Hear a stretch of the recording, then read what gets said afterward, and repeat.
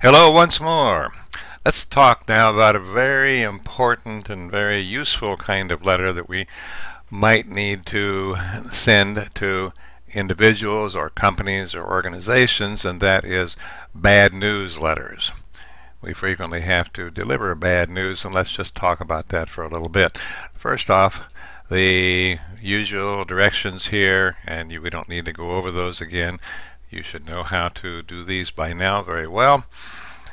So let's go on to the business here about what your assignment is. We frequently need to deliver bad news to individuals and so on. Addressing the individuals instead of just a mass mailing, say, to all the residents of a condominium or whatever. Addressing individuals, even though the bad news may involve groups of people, is usually the best approach to delivering bad news. Now, for this assignment, do not prepare a termination letter for one of your employees. That's a whole distinctly different kind of thing that we need to give you some specific instruction in terms of how you treat the need to, say, terminate, or the vernacular fire an employee. And we will talk about that at some point, but don't send this letter to somebody saying, "You're fired." Just leave that out. Do not do it. Okay, writing a letter delivering bad news from your company to an individual, or it could be to a company too, as far as that goes. Study the format for the bad news letter on the following page, and using this format as one approach to delivering bad news in a way that should be acceptable, or at least more acceptable to the recipient than just simply blasting them with bad news right off the bat.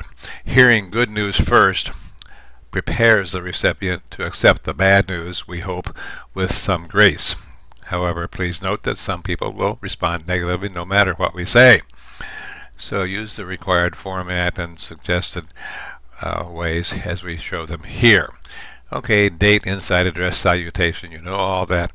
In your first paragraph, you want to look toward the past, and this is another way of sort of affirming the person you're writing to, or the company.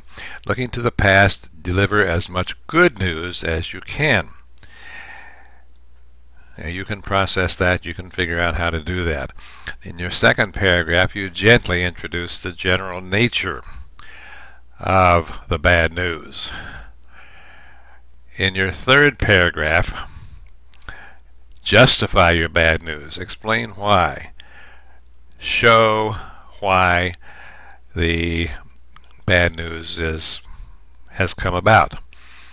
And then in your next paragraph, your fourth paragraph, provide additional justification if you feel it's necessary. Now, here's an important thing. In your fifth paragraph, looking to the future, explain what hope there may be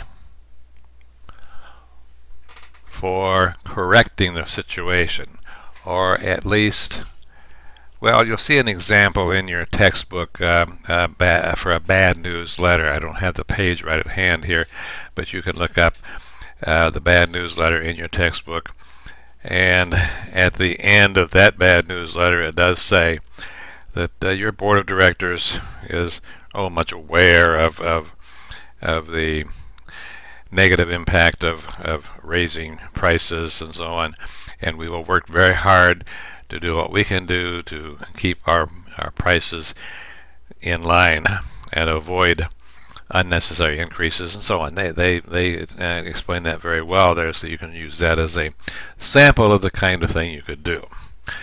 At any rate, that's the assignment.